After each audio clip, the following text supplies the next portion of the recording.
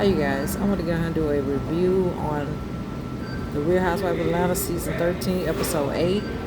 The episode starts off basically we're revisiting Drew Sidor and her husband Ralph. Basically, they're to the point where they're mourning because his dad actually died of a heart attack, and he's reminiscing over the years of what had happened. It proceeds to go on where Candy actually is revisiting the fact that her daughter should be getting child support, and she gets with DHR and she has a lawyer, and they're getting to the point where they're going to actually file child support for Riley. Candy also decides to put on entrepreneur hat like she always does, but this time she gives back to the community through Candy Cares. She gets donations from her friends. Portia, the whole gang actually show up and help her actually do a virtual food drive where they pass out, which was really, really nice. We would like to see Candy in her element. She's an entrepreneur. That is her calling. Marlo shows up. She actually gives her check. I guess that's for the next actual drive that they're actually going to have. I would like to see the ladies in a positive light, and most importantly, see them giving back, which was very good considering that we're in a pandemic. Also, we're to the point where we visit the fact that Kenya is still what she is, Petty Kenya. That's what we like to see, especially I do. She gets on there and she basically tells Portia that she sent a gift for baby PJ, and that, it's to the point where they, come closer as friends, and people didn't know that. She snaps back and says that her sister Lauren didn't even know that they're friends, and she actually tells her thank you for the gift that she actually gives for baby PJ. We don't see Kenya too much in this particular episode. My thing is that Drew is just like everybody's saying. They're saying that Drew is dry and she's actually boring. My thing is that she's not boring. She just don't take away or give anything. My review on actually Miss Cynthia was she was a star of this particular episode, like she always is. She's planning her wedding. She's planning her wedding to her particular guy, and they're to the point where they're actually signed. They got their marriage license. Woohoo! She actually goes and visits her mom. She takes her daughter Noelle with her. Noelle's in town because she's actually going to be here to actually help her mom get ready for the actual nuptials. Noelle is at town for only 2 weeks. Noelle now is what they call like an ambassador. She does promotion for different brands. They pay her. Noelle has her new apartment. She FaceTimes her mom from her apartment.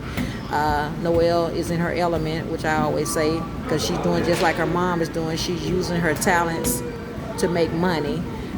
She has that beautiful face just like her mom. I have to say that I'm very proud of her. She's not even my daughter.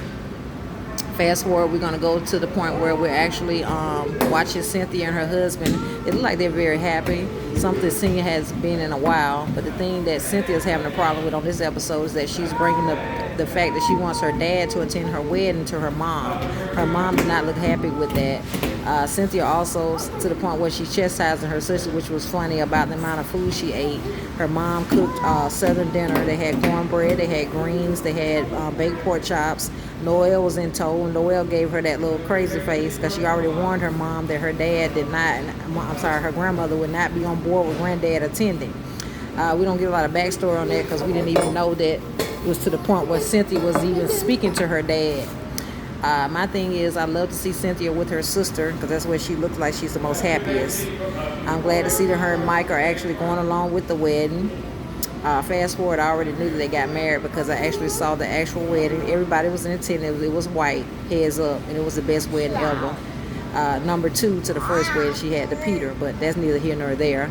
I'm just happy to see the girls are in a positive light. They're doing something for the community. Most importantly, Candy is getting to what she should be doing. That's getting child support for Riley. Everybody's on the fence about it because they're basically saying that she has every right to do that because it's just what it is. He's just responsible as she is. It doesn't have anything to do with who has more money. We see little baby Ace. He comes in. He steals the show like he always does. He helps put some groceries into the actual cars for the Candy Cares. I think that's a great and positive thing for Candy to be doing because it's just what it is. She's caring for the community, and people need caring. Drew also let her know that she was sending her little donation because she used to be a single mom as well. That's something we did not know. I personally liked Drew ever since she was on the game. But I don't think Drew takes anything away from this. I think Drew just what she is. She stays in her element. She's a family person, but she lets the girls know that she can't be there in person because she's quarantining. And she's also in the process of moving to another house. And she's going to be Portia's new neighbor. Portia claps back and says that, yeah, you can get sugar, anything else that you need, because I'm down for it. But yeah, I'm glad to see that this episode was just what it was. It was a great episode, because normally we get drama from the girls. It's good to see them positive, doing special things. Get back over here. Get back over here. Get on back over here. Sorry about that, you guys. Yeah, but I had to give a review of this, a recap, because I haven't done one in a while. And most importantly, I love the Real Housewives of Atlanta. I've been following ever since season 1. I think they've grown as a franchise. I think the fact that they've had to dissolve a lot of members is not to the point that it made it bad or worse. It's just a matter of who you want to see. Now, as far as this episode is concerned, it's the best episode I've seen thus far, because everybody's getting along, and most importantly, they're giving back. I appreciate everybody that's subscribed to my channel. Until the next video, you guys. Bye.